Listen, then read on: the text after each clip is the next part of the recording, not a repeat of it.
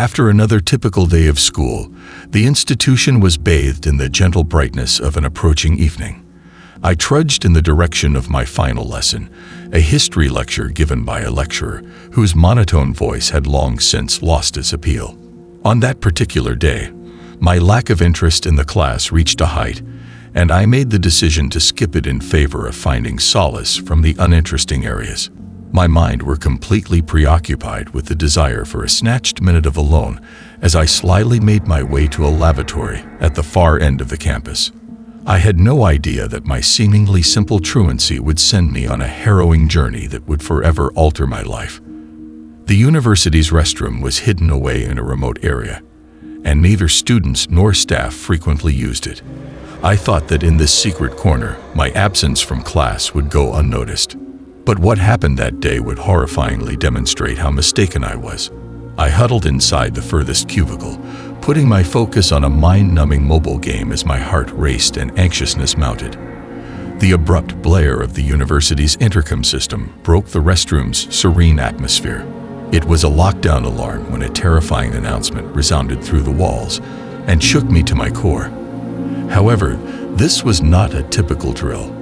I was aware of the emergency lockdown since the air was tense and threatening. The restroom was completely dark as I sat motionless in the poorly lighted stall while the building's lights flickered and died. An eerie calm that enveloped me like a menacing shroud took the place of the ventilation system's buzz.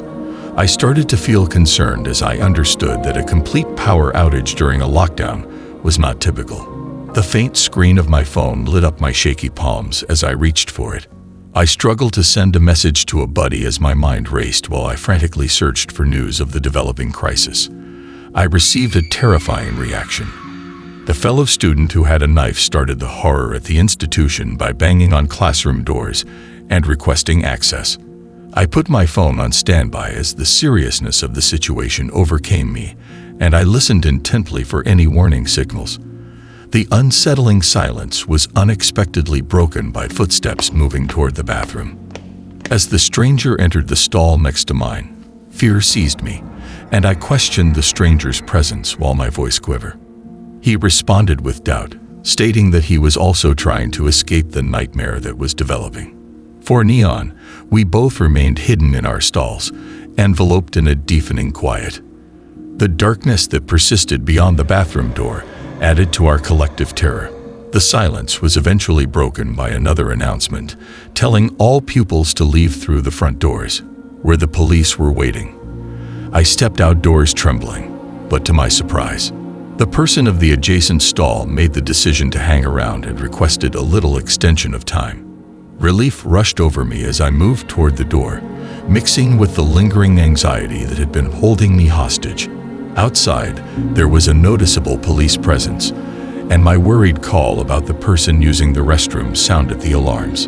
A broken glass, a disturbing reminder of the armed intruder's escape, was all that was left of the restroom when the police quickly searched it.